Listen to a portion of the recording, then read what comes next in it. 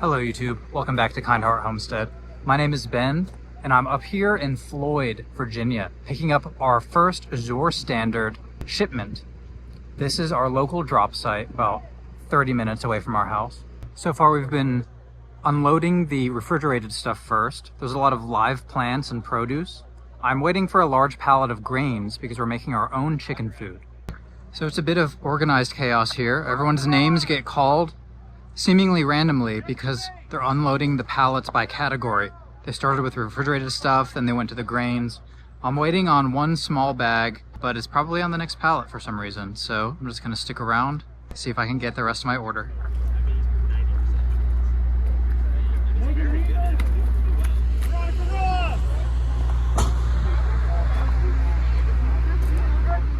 As you can see here, the 200 plus pounds of ingredients easily fit inside the hatchback of my Prius.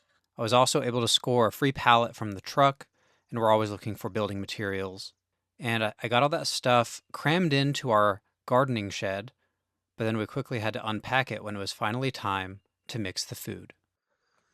All right, everyone, it's time to finally make the food for our egg bird flock. We didn't make up this recipe, but basically we have all of this bulk ingredient in the gorilla cart that I rolled over here from the shed. We have a couple 5-gallon buckets that I'm planning to use as measuring cups because I don't think we have a vessel large enough to contain all of that. And then we have a food barrel and a 27-gallon tote. And I think we're gonna mix stuff in the tote and then pour it into the barrel for storage. We'll just see how it goes. So let's get into it. Azure Standard thoughtfully packaged all of these ingredients in paper food bags. That means they're biodegradable and more environmentally friendly. I have all the ingredients open, but I'm worried that I'm not going to be able to fit all of this into a tote. So I think what I'm going to do is try to do half of the recipe, and that's going to be tough to do without a scale, but that's why I have these two 5-gallon buckets. I think if I pour every ingredient half into this and half into this, I can estimate it better, and I can pour half into this bucket and then half into this tote. I typically use my iPhone for all of my lists. I have at least 200 notes in the Notes app, and a lot of them are dedicated to homesteading tasks like this. So I went ahead and used one of Cedar's crayons and some of his construction paper to write out a cheat sheet. So we're trying to do 10 pounds of nurti-balance, 50 pounds of peas, 45 pounds of barley, 50 pounds of wheat, 40 pounds of alfalfa, 60 pounds of oats, 5 pounds of kelp, and 1 pound of yeast. So I'm going to start by splitting every ingredient in half.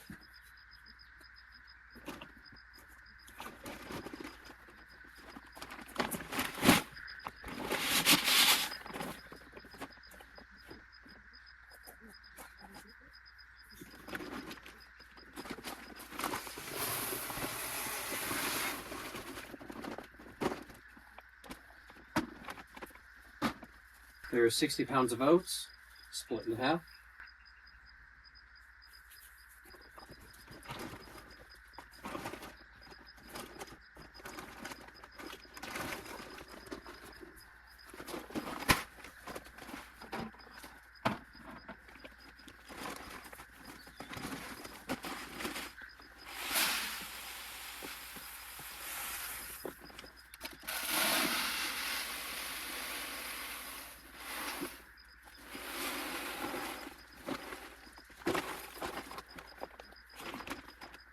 $45 pounds of barley.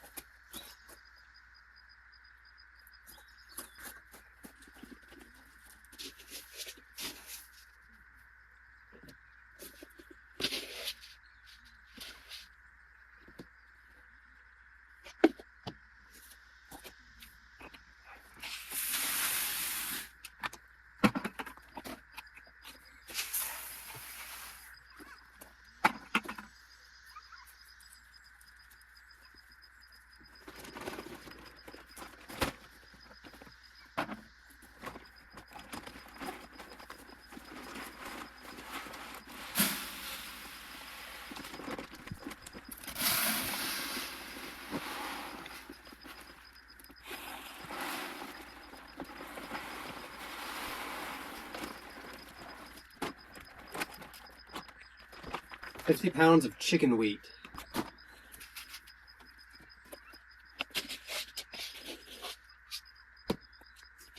I'm just saving some ingredients to the side in case we want to try to plant anything.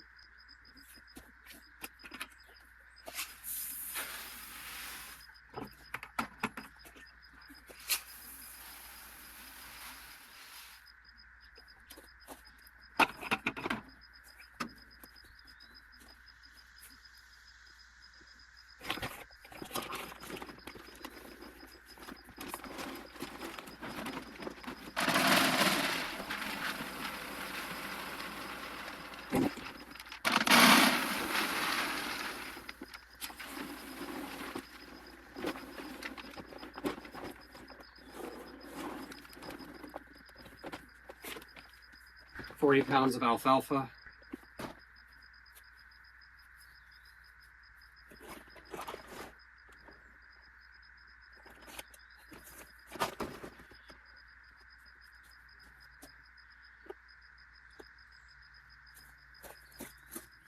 Alright, this is what I was worried about. This container doesn't seem to be big enough to mix. This one might barely be. Here's the alfalfa pellets. I guess the other half needs to go back in the bag.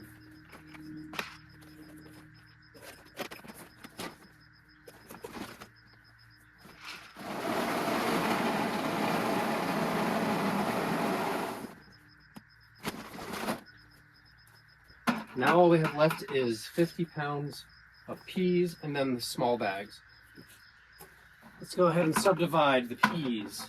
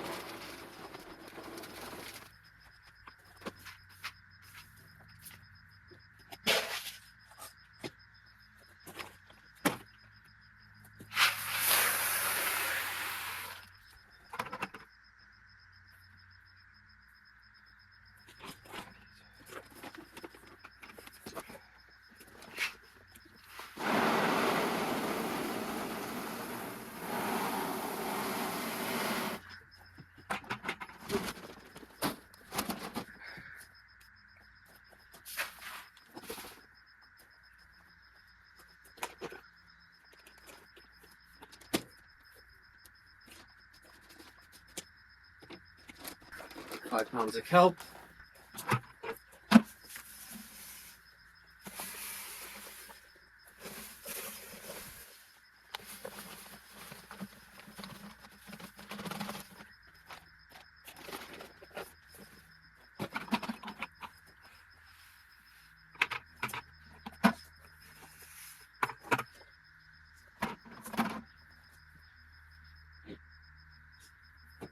£10 of nurti-balance. It's designed for poultry.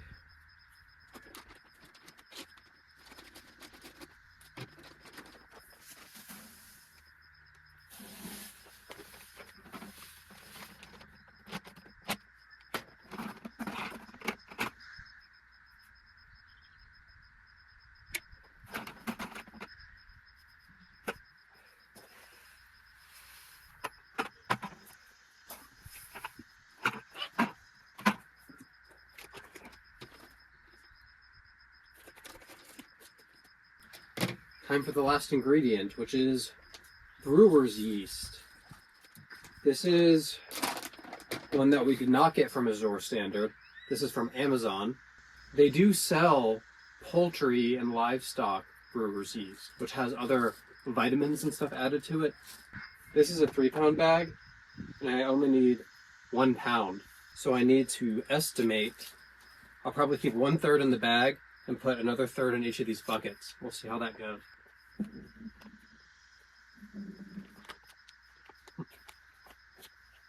Wasn't expecting a scoop in here. I think I still have half in the bag.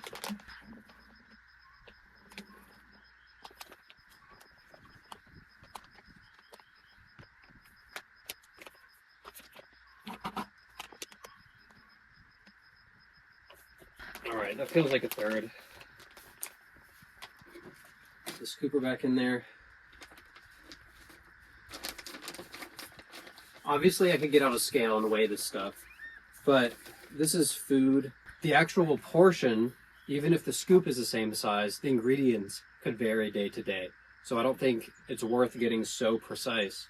We're not marketing this, so I'm just gonna dump them in.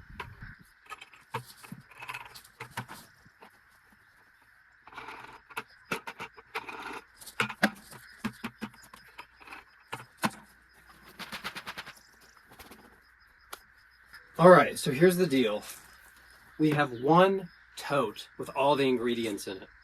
Basically, we just need to get a hoe or maybe a board or something and mix this all up. And then what our plan is to take a couple days portion, seal it into a 5-gallon bucket with a lid with water added. And that way the food can go that much further. Basically, these ingredients are going to become infused with water like a sponge and get larger. And what we were told from that Instagram page is that you can anticipate a higher yield from the same amount of ingredients. And that's what gets this down to a competitive price of store-bought food. So let's mix this up, put a lid on it, and then we can start, serving out of this one. This one will be on standby with those other 2 bags, which still have ingredients in them. So when we get low enough on this, we will then deplete this into a 5-gallon bucket for a couple days of food. And then when this is empty, we can pour this in here, get the rest of the ingredients in, and do this again. Obviously, we could have 2 totes, but this isn't really a food grade solution. It's not marketed for feed. I did my best to clean it out. But I don't trust it as much as this, which is an actual feed storage container from Tractor Supply. It's not really an ideal size. We wish it would be a bit bigger, but this is the biggest they had with a type of lid that can latch on. That's really what we wanted. These totes clip into place, but I wouldn't trust this outside. This one I would trust outside, but it doesn't fit all the ingredients. So we don't really have an ideal solution. So that's enough of the unboxing. So let's move on.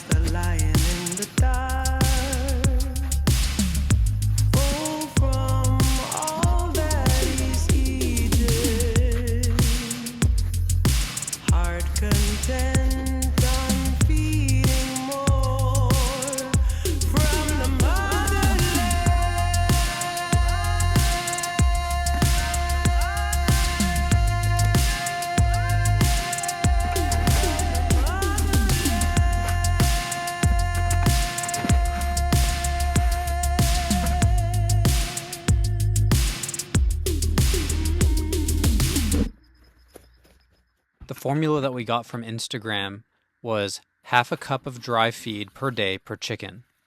But once it's soaked in water, you can get away with only a third of a cup of dry food because it expands.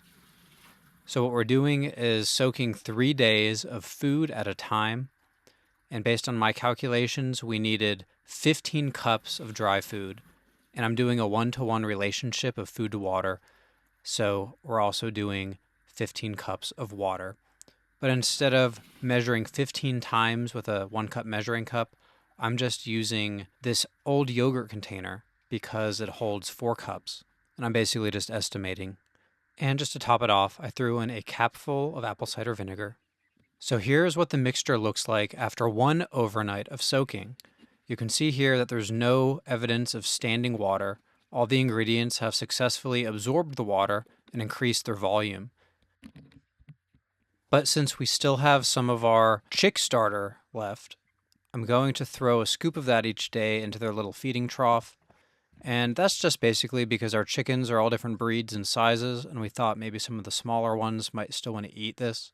But also we need to use it up anyway. So instead of mixing it in, I'm just serving it on the side.